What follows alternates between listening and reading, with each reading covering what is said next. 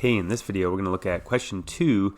It says use the definition of Taylor series to find the first three non-zero terms of the Taylor series centered at the specified point for each function. And for part A, this is something that we already saw in the last video. We're looking at e to the x, and we're going to construct the first three non-zero terms of the Taylor series centered at a equals 0. And as we also mentioned in the last video, the Taylor series of a function centered at a equals 0 is also known as its Maclaurin series. Alright, so now I could just use the work that we did in the last video, but since we're looking just for the first three non-zero terms, I just as well could compute f of 0, which is 1, f prime of 0, which is also 1, and f double prime, which is also 1, to construct these terms. Okay, so here's the general form of the Maclaurin series.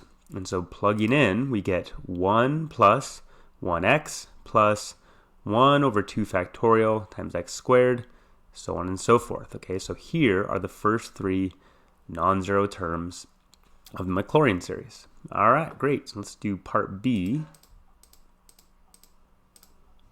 So here, looking at the square root of x plus 2, and we're going to find the first three non-zero terms of the Taylor series centered at a equals 2. And so just like in part A, go ahead and compute f of 2, that's the square root of 4, which is 2. F prime of x, that's 1 over 2 times the square root of x plus 2. And so f prime of 2 is 1 over 2 times the square root of 4, which is a quarter. Now f double prime of x, that's negative 1 over 4 times the quantity x plus 2 to the 3 halves. And so f double prime of 2 would be negative 1 over 4 times 4 to the 3 halves power. Now to compute 4 to the 3 halves, take the square root of 4, which is 2, then cube it to get 8.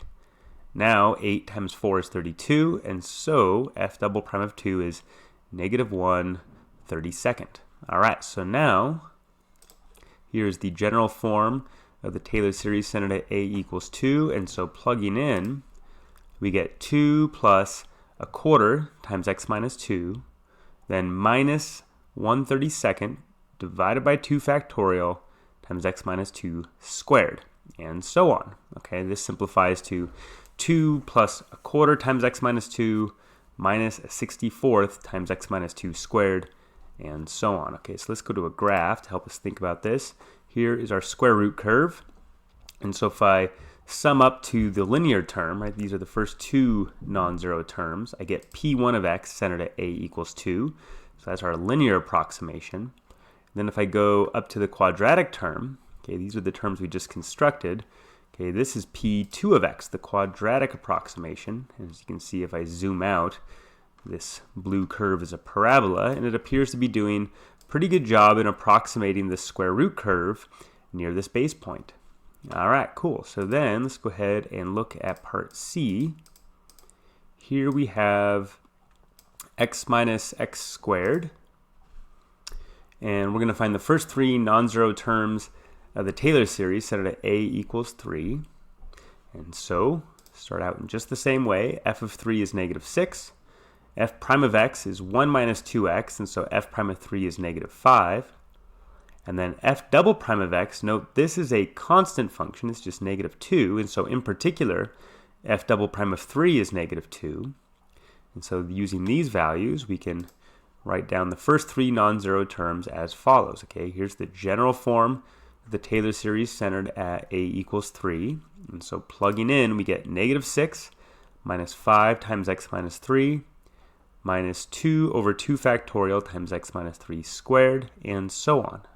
Okay, now one thing to note here is that since the second derivative f double prime of x is a constant function, okay, this implies that the third derivative, f triple prime of x, is constant 0. And the same is true of the fourth derivative, the fifth derivative, and so on. So, in particular, if I evaluate the nth derivative of f at 3, I'm going to get 0 for n greater than or equal to 3. Okay, so this part of the coefficient of x minus 3 to the n, right, this nth derivative of f evaluated at 3, this is 0 for n greater than or equal to 3, so that implies that the tail end of this series is a string of zeros. So in fact, these three non-zero terms make up the entire sum, right? And we see that the Taylor series, in fact, is a finite sum.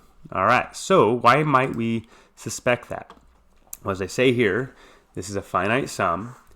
And the thing to really key into here is that the function f of x that we're dealing with here is itself a polynomial, right? This is a quadratic polynomial. And what do Taylor polynomials really do for us? Well, they give us polynomial approximations to a function nearby the base point, right? So if I were to ask myself, what quadratic polynomial best approximates the quadratic polynomial f of x, it should just be f of x itself. Okay, and note that if I multiply this out, so I have my negative 6 here, if I distribute this negative 5, I get negative 5x plus 15. If I open up this square, I get negative x squared plus 6x minus 9. If I combine terms here, I just get x minus x squared. In other words, I just get f of x itself. Okay, so if we think about this graphically, right, here is the graph of f of x, right? This is just our quadratic polynomial. It's just a parabola. Now, if I sum up the first two non-zero terms of the series centered at a equals 3, that's just going to give me p1 of x, the linear approximation based at a equals 3. And we can see that nearby this base point, right, this line appears to be giving us pretty good approximations to this parabola. Okay, but now by the time I get to the quadratic term, what I'm asking is, well, what's the quadratic function that will best approximate this quadratic function in red? Well, it should just be the function in red itself, right? And if I graph this p2 of x function here, notice it's identical to f of x itself. And we saw that when we just multiplied this out and combined like terms. So one of the big takeaways from all of this, right, is that in parts A and B, right, we were not working with polynomial functions. And there, right, their Taylor series are going to be infinite series, right? They're not going to be a finite sum like this where, up to some degree you just get, a string of zeros, okay?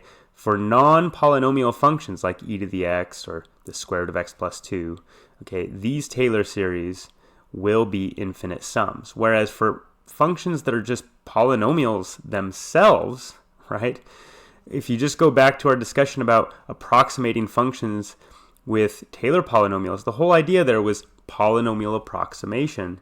And so up to some point, right, like in this case, we're working with the quadratic. By the time we sum up to the quadratic term, we just recover the function itself. All right, well, that's a good place to stop, and we'll just continue looking at some examples in the next few problems. All right, thanks.